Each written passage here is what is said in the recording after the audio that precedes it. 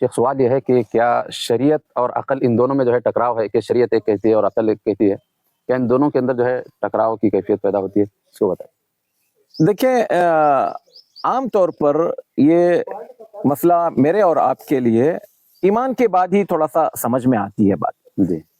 ایک دنیاوی آدمی یا ایک غیر مسلم شاید وہ اس طرح کی بات میں ٹکراؤ کی کیفیت پیدا کرے، لیکن اگر حقیقت میں دیکھا جائے تو شریعت جس رب نے بنائی ہے اسی رب نے عقل بنائی ہے۔ صحیح۔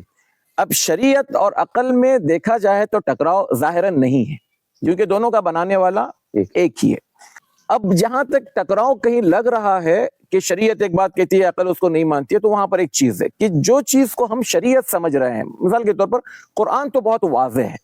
قرآن کی کوئی چیز عقل سے نہیں ٹکراتی ہے، اور صحیح حدیث بھی عقل سے نہیں ٹکراتی۔ حدیث ثابت ہونا چاہیے، صریح ہو، صحیح ہو۔ اب ایک حدیث موضوع ہے، من گڑت ہے، بنائی ہوئی ہے، اور اللہ کے رسول صلی اللہ علیہ وسلم کے اکاؤنٹ میں ڈال دی گئی ہے، آپ صلی اللہ علیہ وسلم کی طرف منسوب کی گئی ہے، تو ایسی من گڑت موضوع کے ہم ذمہ دار نہیں ہیں، وہ عقل سے ٹکرا سکتی ہے۔ تو اگر ہم بہت اختصار کے ساتھ دیکھیں، شریعت جتنی چیزوں کی بات کرتی ہے وہ کہیں نہ کہیں عقل اس کو مانتی ہے، عقل اس کو تسلیم کرتی ہے۔ اب کسی کی عقل میں ہی فطور ہو، کسی کی عقل میں ہی خلل ہو، کسی کی تربیت میں ہی اگر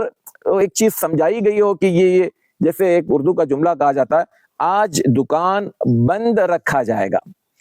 اب اگر کوئی انسان جو ہے وہ بند رکھا کے ر کو تھوڑا ادھر ہٹا کر پڑھے، آج دکان بندر کھا جائے گا، اور شروع سے اس کو یہی پڑھا جائے دکان بندر کھا جائے گا، دکان بندر، اب وہ کبھی بھی اس کو ماننا نہ چاہے تو یہ ایک الگ بات ہے۔ مطلب جس انسان کی تربیت نیچرل ہو،